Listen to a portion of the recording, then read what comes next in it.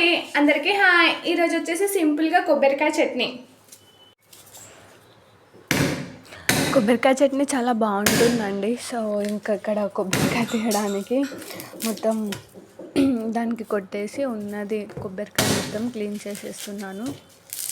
పైంది మొత్తం తీసేస్తున్నాను. సో ఇంకా అది మొత్తం తీసేసాను కొబ్బరికాయ. ఇంకా పెంచి పెట్టేసి అందులోనికి చిన్న చిన్నగా కట్ చేసిన కొబ్బరికాయలు మొత్తం వేసేస్తున్నాను. సో సరిపడినంత పచ్చిమిర్చి కూడా ఇలా పెంచు పైన వేసి రెండింటిని కొబ్బరికాయను మరియు పచ్చిమిర్చిని వేంపుతున్నాను. సో ఇలా ఆల్మోస్ట్ కొబ్బరికాయ పచ్చిమిర్చి రెండు వేగిపోయాయి. సో ఇంకా చల్లగా కావాలి. ఒక 10 minutes తర్వాత మిక్సీకి వేసేస్తే సింపుల్గా కొబ్బరికాయ చట్నీ అయితే రెడీ అయిపోతుంది. సో చల్లగా అయ్యాయి, మిక్సీ తీసుకున్నాను. మిక్సీ తీసేసుకొని అందులోనికి సరిపడినంత మొత్తం అంటే పచ్చిమిర్చి కూడా ఒక 2-3 తీసి పక్కన పెట్టేశాను, మళ్ళీ కారం ఎక్కువ అవుతుంది అనేసి.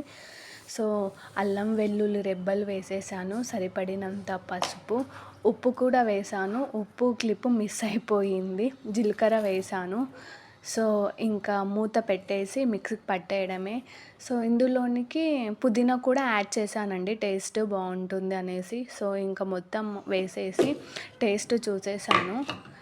సో సాల్ట్ పడుతుంది కొంచెం. సో అందుకనేసి ఇంకా టేస్ట్కి సరిపడినంత సాల్ట్ వేసేసి మళ్ళీ ఒక 1 minute అలా మిక్సీకి పట్టేస్తే సింపుల్గా చట్నీ అయితే రెడీ అయింది.